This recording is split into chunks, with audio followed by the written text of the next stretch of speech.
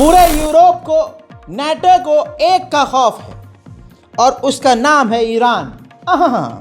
इससे पहले कि आप सोचें कि मैं ईरान के जैसे आप सोचते हैं ईरान की तारीफ करता हूं मैं, रिपोर्ट स्क्रीन पर फ्रांस के राष्ट्रपति इमैनुअल मैक्रोन ने बहुत क्लियर कट धमकी दी है ईरान को और स्टेटमेंट में कहा है कि पूरे यूरोप के लिए और हमारे लिए बड़ा खतरा, पहला चैलेंज अगर कोई है तो वो ईरान है, क्योंकि ईरान परमाणु बनाने की तरफ बहुत आगे बढ़ चुका है, जिससे वो पीछे नहीं हटेगा, न वो हट सकता है। डोनाल्ड ट्रंप की जब सरकार आएगी तो पहला मुद्दा हम उससे यानी ट्रंप की सरकार से यही डिस्कस करेंगे कि ईरान का क्या करना है और ईरान को कैसे रोकना है। यानी बिल्कुल चीज़ साफ है कि ईरान का खौफ पूरे यूरोप को है।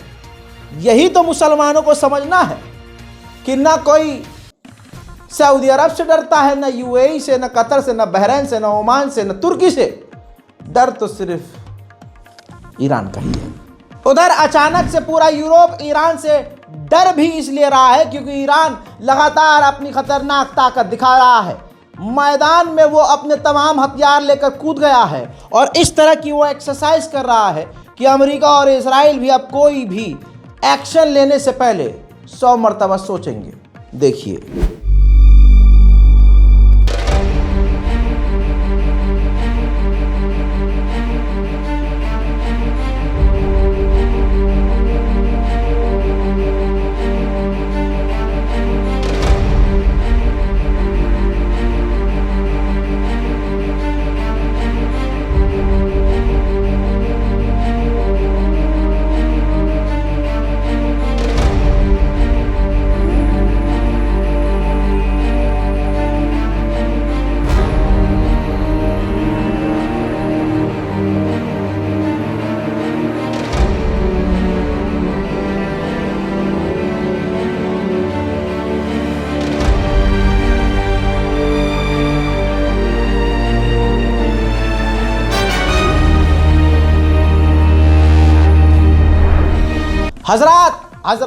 हजरात इसके अलावा ये ईरान के टॉप IRGC के जर्नल हैं, इन्होंने अपडेट दिया है।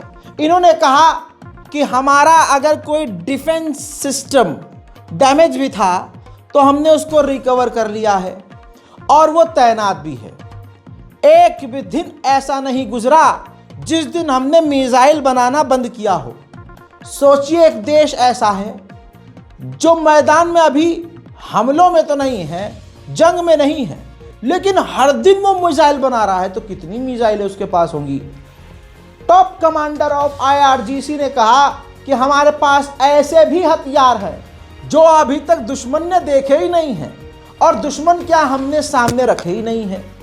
इस बयान से दुश्मन और भी टेंशन में आ गया है। साथ ही इन्होंने आगे ये भी कह दिया कि हम नए हथियार, नए डिफेंस सिस्टम और नई टेक्निक का टेस्ट करने वाले हैं। लो जी, और डर गए, अब इनका और मुंह निकलेगा। साथ उन्होंने इजराइल को धमकी भी दे डाली। जर्नल ने यह भी कह दिया कि ये जो हम ड्रिल कर रहे हैं, इस ड्रिल का एक ही मकसद है कि दुश्मन हमें कमजोर ना करे और मिस कैलकुलेट ना करे, जैसे वो अक्सर करता आया है।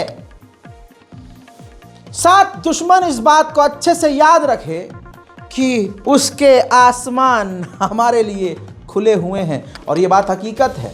इजराइल के डिफेंस सिस्टम कितने कमज़ोर हैं आप देख चुके हैं कि हमास की सस्ती फुस्सी मिसाइलें भी इजराइल रोक नहीं पा रहा है। उधर ईरान के स्पोक पर्सन ने कहा है कि सीरिया के अंदर सरकार किसकी हो ये वहाँ की जनता फैसला करे, उसमें हमारा कोई इंटरफेयर नहीं है, लेकिन हम ये चाहते हैं कि सीरिया से हमारे ताल्लुकात सही रहे। अब भैया इतनी बड़ी तैयारी ईरान की देखी तो मुंह तो इजराइल का निकलेगा ही, तो कुछ तो बोलना पड़ेगा। तो नेतन्याहू ने कहा कि पूरे दुनिया में हमारे लिए सबसे बड़ा खतरा ईरान है और हम ईरान से लड़ने के लिए सालों से तैयारी करते आ रहे हैं और हम पूरी तरह से तैयार हैं। तवज्जो चाहूँगा, जनाब नेतन्याहू की बात पर ध्यान दीजिए और समझने की कोशिश कीजिए कि ईरान के फ़ज़ाइल रज़ाग्राफ़ी नहीं पड़ रहा है, बल्कि मैं आपको बता रहा हूँ कि इजराइल कितना कमज़ोर है।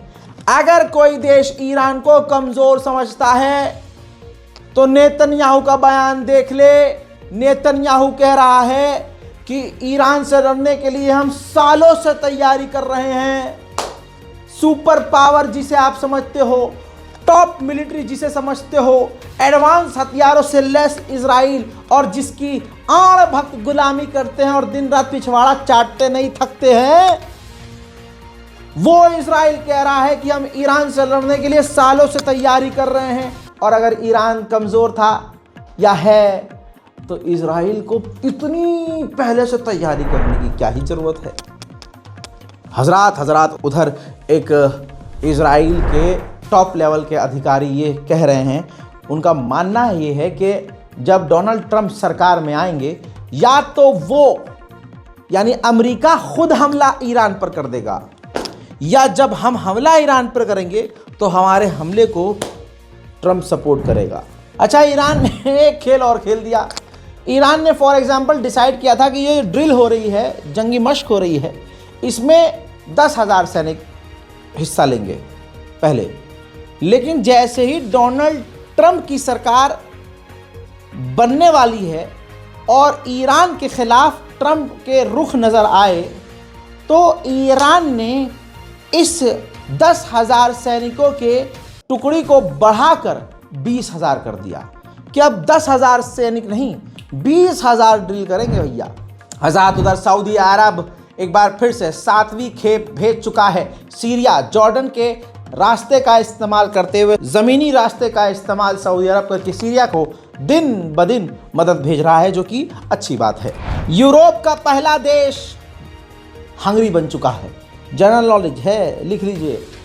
यूरोप का पहला देश हंगरी बन गया है, जिसने सीरिया में सबसे पहले अपना दूतावास खोला है।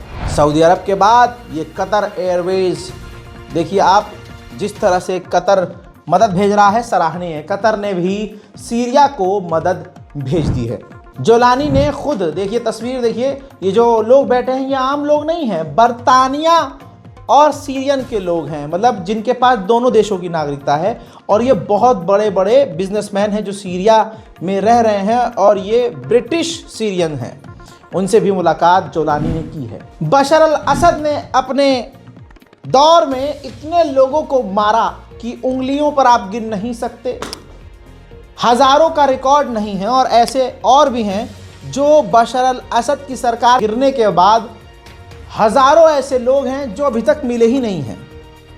ऐसे में जिनके परिवार वाले लोग नहीं मिले हैं, उनके परिवार वाले सीरिया में इस जोलानी सरकार के खिलाफ प्रदर्शन कर रहे हैं और मांग कर रहे हैं कि हमारे परिवार वालों को ढूंढने में मदद करो। देखिए من جراحة وعمليات جراحية على نفقة الدولة ووزارة الصحة. أخي معتقل، أخي وحيد عمره 20 سنة، اعتقلوه من شوارع الشام. ما بنعرف جهة معينة، يعني ما بنعرف أي شيء، كان بالشارع فجأة دقينا له كتير وللأسف ما عاد في تواصل من 2013 5/5/2013. ما كان حدا أبدا يعطينا أي معلومة. توصلنا آخر شيء إنه هو موجود بصيدنايا، لأنه عطونا هوية الشغل تبعه، كان موظف لمدة 3 شهور، عطونا فقط هوية الوظيفة، ما في هوية مدنية. أنا ما عاناه الشعب السوري.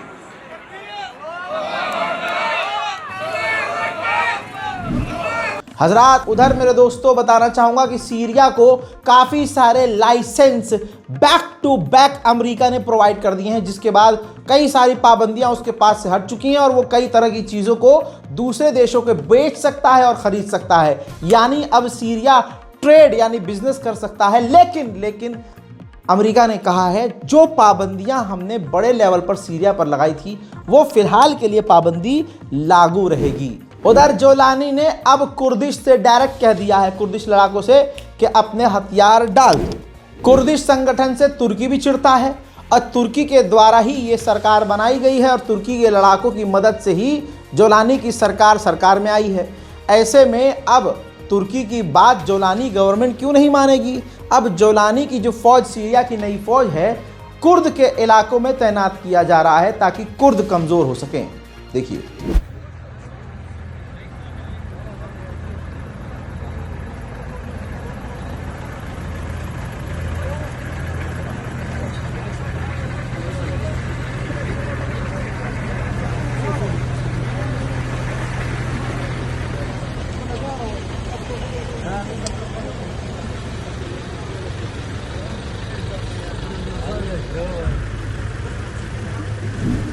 कुर्द के लोगों के लिए खतरा तुर्की बन चुका है। तुर्की के विदेश मंत्री ने एक बार फिर से बयान देकर कहा है कि ये कुछ दिनों की बात है, ये जो कुर्द हैं इनको PKK को हम कुछ ही दिन में खत्म कर देंगे। Çok şükür Türkiye'de büyük bir temizlik yapıldı. Irak'taki kardeşlerimiz Sincar'daki işgale göz yumuyorlar. O niye oluyor onu bilmiyoruz. O herhalde bir müddet sonra kalkar ortadan. Ama diğer taraftan Suriye'deki şartlar değişti. Suriye'deki PKK-YPG'nin varlığının ortadan kaldırılması ise inşallah an meselesi diye düşünüyoruz. Değerli arkadaşlar, DAEŞ Müslüman toplumlar için bir zehirdir. Dinimizi kullanarak sınırsız şiddet uygulayarak vahşice insanların öldürülmesi, terör yoluna gidilmesi ve toplumların ve devletlerin bu yolla ifsad edilmesi, istikrarsızlığın oluşturulması, kaosun oluşturulması tabii ki bizim... उधर Jordan के विदेश मंत्री तुर्की पहुंचे और Erdogan से मिले और साथ दिया तुर्की का कि आप कुर्द के साथ सही कर रहे हो, ये जो PKK हैं इनको तुर्की के आगे हथियार डालने चाहिए क्योंकि ये तो आपके लिए बड़ा खतरा है भाई। उधर तुर्की का एक सीनियर कमांडर कुर्द के PKK के हाथों सीरिया में मारा गया है। तुर्की के इरादे खतरनाक हैं। इजरायली स्टाइल में तुर्की भी इलाकों में अपनी जो मौजूदगी बढ़ाना चाह रहा है। कहा जा रहा है सीरिया के अंदर मेन रोल जो खेल खेला है इस तुर्की ने खेला है और ठीक अब सीरिया के बाद ऐसा ही खेल इराक के अंदर भी तुर्की खेल सकता है ताकि इराक के अंदर तक तुर्की की पहुंच मजबूत हो जाए। ये खुद एक्सपर्ट कह रहे हैं, रिपोर्ट मौजूद है। अब देखिए सीरिया के अंदर कुर्दिश को लेकर बड़ा टकराव हो सकता है। अब फ्रांस के राष्ट्रपति इमैनुअल मैक्रोन ने कुर्द के लोगों को कहा PKK को कि हम इनको भुला नहीं सकते, हम इनके साथ हैं, इनके ऊपर जो जुल्म हो रहा है हम उसके खिलाफ हैं। यानी अमेरिका, इजराइल और फ्रांस PKK को यानी इसमें ब्रिटेन भी शामिल है, ये तमाम यूरोप जो है कुर्द के लोगों को सपोर्ट कर रहे हैं और तुर्की उन्हें मारने की बात कर रहा है। तो इन्हीं को लेकर बड़ा टकराव अब होना है।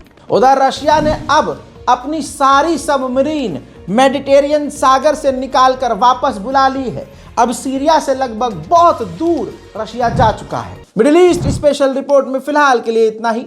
चैनल को सब्सक्राइब कीजिए, लाल बटन दबारा जो लाल बटन है नीचे चैनल पर यूट्यूब पे उसको दबाइए, सब्सक्राइब कीजिए और ये देखिए अंगूठा बना रहा हुआ ऐसे और ऐसे वाला। इतने तो जाहिल आप भी नहीं है यार, लाइक कर दिया करो, क्या जाता है। अब इतनी मेहनत करते हैं, बोल बोल के वोकल कोड में जख्म हो गया है और आपको एक सब्सक्राइब करने में दिक्कत हो रही है। चैनल को सब्सक्राइब कीजिए, अपनी राय कमेंट में लिखिए और दुआ कीजिए सारी दुनिया में शांति और अमन आए। मैं हूँ रज़ा और आप देख रहे थे रज़ाग्राफी अनस्क्रिप्टेड। जय हिंद।